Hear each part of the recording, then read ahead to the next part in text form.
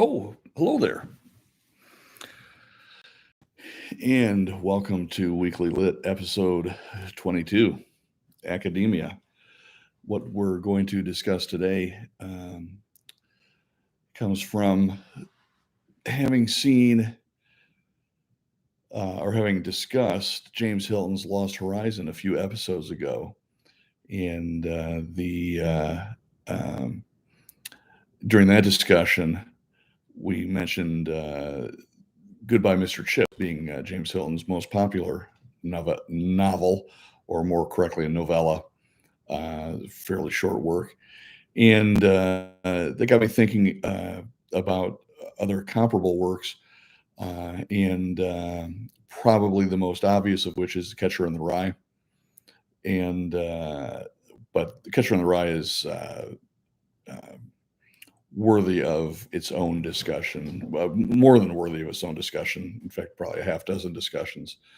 Um, and It's one of the great works of American literature.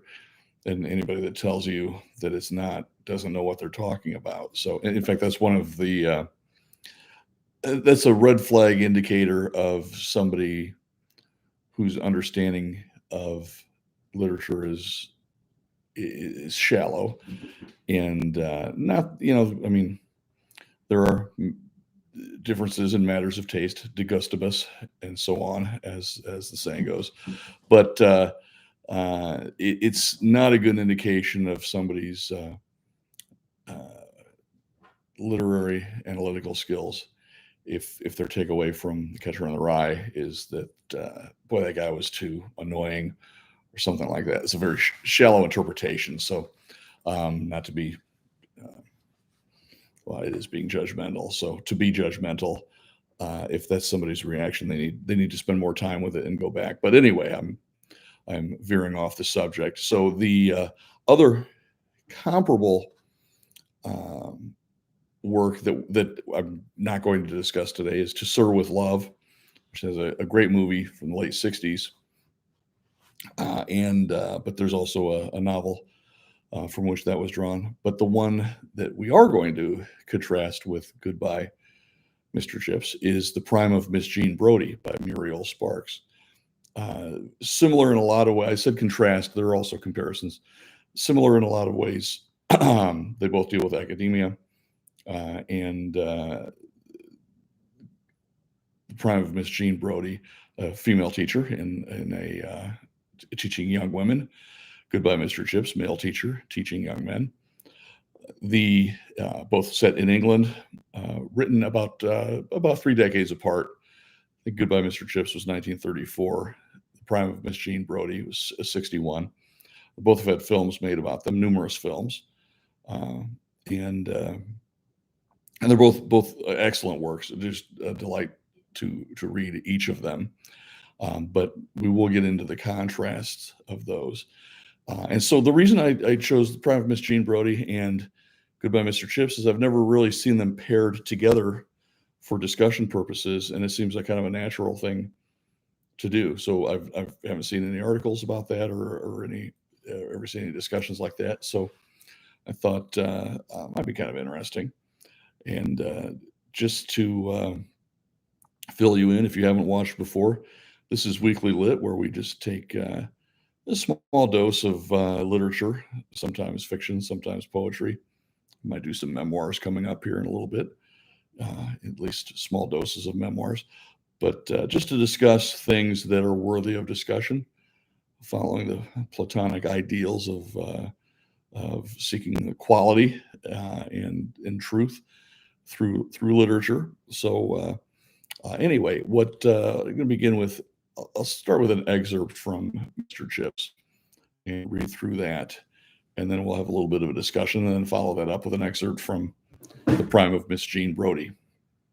And please excuse the cats that are running around. So this is from Goodbye, Mr. Chips by James Hilton. And Chips is a nickname, by the way. The actual last name was Chipping, but he was immediately called Chips, and the nickname stuck. So Chips changed his more commodious apartments in Schoolhouse for his old original bachelor quarters. He thought at first he would give up his housemastership, but the head persuaded him otherwise, and later he was glad. The work gave him something to do, filled up an emptiness in his mind and heart. He was different, everyone noticed it. Just as marriage had added something, so did bereavement. After the first stupor of grief, he became suddenly the kind of man whom boys, at any rate, unhesitatingly class as old. It was not that he was less active, he could still knock up a half century on the cricket field, nor was it that he had lost any interest or keenness in his work. Actually, too, his hair had been graying for years, yet now, for the first time, people seemed to notice it. He was 50. Once, after some energetic fives, during which he had played as well as many a fellow half his age, he overheard a boy saying, "Not half bad for an old chap like him." Now, Chips, when he was over 80, used to recount that incident with many chuckles. "Old at 50, eh? Oh, it was Naylor who said that, and Naylor can't be far short of 50 himself by now. I wonder if he still thinks that 50 is such an age. Last I heard of him, he was lawyering, and lawyers live long. Look at Hausberry. Chancellor at 82 and died at 99. There's an age for you. Too old at 50. Why, fellows like that are too young at 50. I was myself a mere infant." And there was a sense in which it was true. For with the new century, there settled upon Chips a mellowness that gathered all his developing mannerisms and his oft-repeated jokes into a single harmony. No longer did he have those slight and occasional disciplinary troubles, or feel diffident about his own work and worth. He found that his pride in Brookfield reflected back, giving him cause for pride in himself and his position. It was service that gave him freedom to be supremely and completely himself. He had won, by seniority and ripeness, an uncharted no man's land of privilege. He had acquired the right to those gentle eccentricities that so often attack schoolmasters and parsons. He wore his gown till it was almost too tattered to hold together, and when he stood on the wooden bench by Big Hall steps to take call over, it was with an air of mystic abandonment to ritual. He held the school list, a long sheet curling over a board, and each boy, as he passed by, spoke his own name for Chips to verify and then tick off on the list. That verifying glance was an easy and favorite subject of mimicry throughout the school. Steel-rimmed spectacles slipping down the nose, eyebrows lifted, one a little higher than the other. A gaze half-wrapped, half-quizzical. And on windy days, with gown and white hair and school list fluttering in uproarious confusion, the whole thing became a comic turn, sandwiched between afternoon games and return to classes. Some of those names, in little snatches of a chorus, recurred to him ever afterward without any effort of memory. Ainsworth, Atwood, Avonmore, Babcock, Baggs, Barnard, Bassenthwaite, Battersby, Beckles, Bedford Marshall, Bentley, Best. Another one, Hunsley, Vales, Wadham, Wagstaff, Wallington, Waters Primus, Waters Secondus, Watling, Waveney, Webb, and yet another that comprised, as he used to tell his fourth firm Latinists, an excellent example of a hexameter. Lancaster, Latin, Lamar, Lytton, Bosworth, McGonigal, Mansfield. Where had they all gone to, he often pondered, those threads he had once held together? How far had they scattered, some to break, others to weave into unknown patterns? The strange randomness of the world beguiled him, that randomness which never would, so long as the world lasted, give meaning to those choruses again.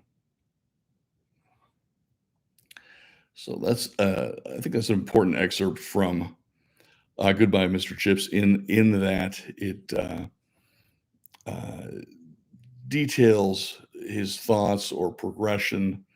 And as you can see, just even with the same paragraph, from age 50 to age 80, there's flashbacks and vignettes that are told mostly in order, sometimes a little bit out of order.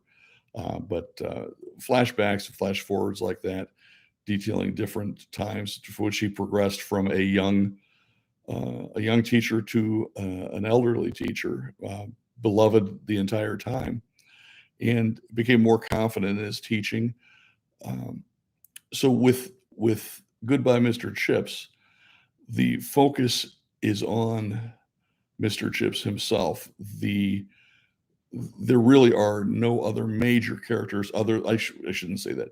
The other major character is his wife, who comes into play, and a couple of school administrators. But really, the focus is on Mr. Chips himself and his dedication to the classics. He's teaching Latin, Greek, history, language. His teaching of the classics, but also his methodology, and he's a stalwart. And there are other cycles that or themes or approaches that cycle through during his time, and yet his long-term methodology wins out just by virtue of his dedication to tradition and his confidence in his methods. And so that really bears out and strikes home as to the value of tradition.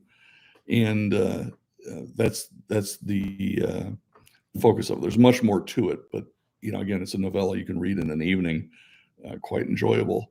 The focus is on him, and in contrast to that, in the prime of Miss Jean Brodie, the focus it's similar in many ways, and also very enjoyable, and also contains vignettes, also told sometimes out of order. So there are a lot of parallels with the prime of Miss Jean Brodie and Goodbye, Mr. Chips.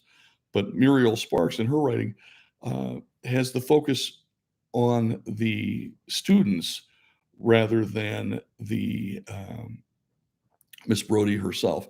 And so even though the entire novella covers a time span that goes over the course of a career, it really focuses on a group of 6 girls known as the Brody Set from one point in time, and then moving back and forth to that time period and what the effects are.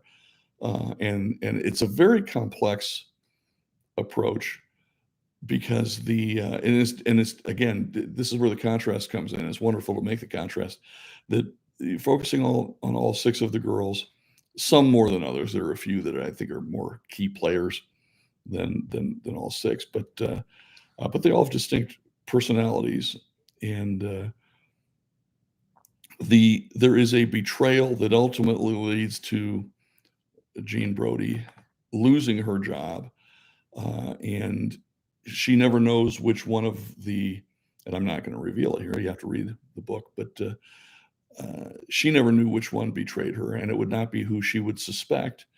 But her approach was rather different than Mr. Chips, in that she paid very little attention to the curriculum and would instead discuss what she thought was more important in the students' lives at the time, including her own affairs, and I do mean affairs, and her past, and her adventures, with much wisdom being transmitted that way. So a different approach, a completely different approach from Mr. Chips, and yet you can see the effect that the same effect, much beloved by the students, and having a lifetime effect, as any great teacher will. So I think it's really an interesting contrast, and you can kind of go through and after reading both, make the comparisons as to the effects that they had, and there is the focus on here, like I said, is much less on the teacher, Miss Jean Brodie, more on the girls, but also on a couple of other teachers, actually a couple of which are tied in. There's sort of a love triangle. It's not completely consummated in one direction of the triangle. It is, but anyway, again, you can read it to get that understanding. But it is a little more complex in dealing with the interrelationships, with less focus on the teacher herself and more on the students. But anyway, here's a short excerpt to give you just a little taste of Muriel Sparks's writing style. And she was a prolific author, very good This may be her best known novel. But again, a quick read, very enjoyable. A lot of movie versions made from this. So here is an excerpt from The Prime of Miss Jean Brodie. In fact, it's the opening of the book.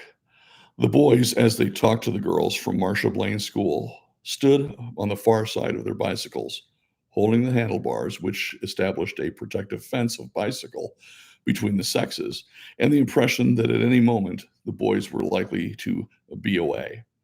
The girls could not take off their Panama hats because this was not far from the school gates and hatlessness was an offense. Certain departures from the proper set of the hat on the head were overlooked in the case of fourth form girls and upwards, so long as nobody wore their hat at an angle. But there were other subtle variants from the ordinary rule of wearing the brim turned up at the back and down at the front. The 5 girls, standing very close to each other because of the boys, wore their hats each with a definite difference. These girls formed the Brody Set. That was what they had been called even before the headmistress had given them the name in scorn when they had moved from the junior to the senior school at the age of 12.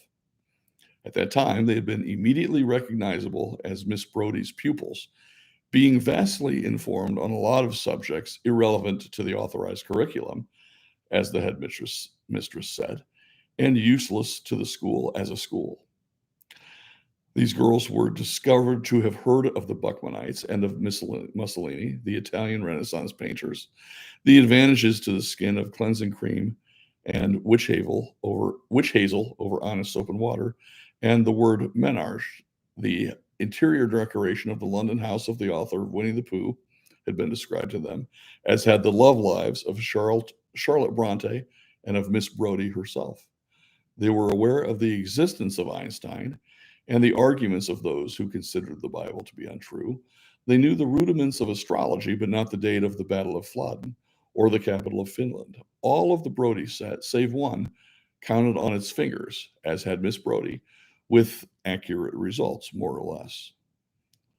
By the time they were 16 and had reached the 4th form and loitered beyond the gates after school and had adapted themselves to the Orthodox regime, they remained unmistakably Brodie and were all famous in the school, which is to say, they were held in suspicion and not much liking.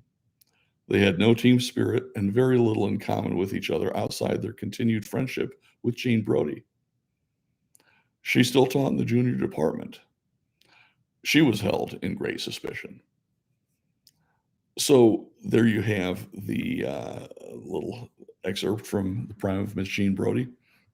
So I highly recommend taking a look at these two. Read them. Tell me what you think in terms of contrasts or how the characterizations were how you felt about the growth of the characters and the characterization of the the 2 teachers and the various students. And again, there's not much of that in Goodbye, Mr. Chips. And I think that's an area that's ripe for thought and discussion. And these are both examples of G.K. Chesterton saying a good novel reveals much about the characters. A bad novel reveals much about the author. And and we'll maybe come back to that saying in a later discussion as well. But anyway, hope you enjoyed the excerpts, and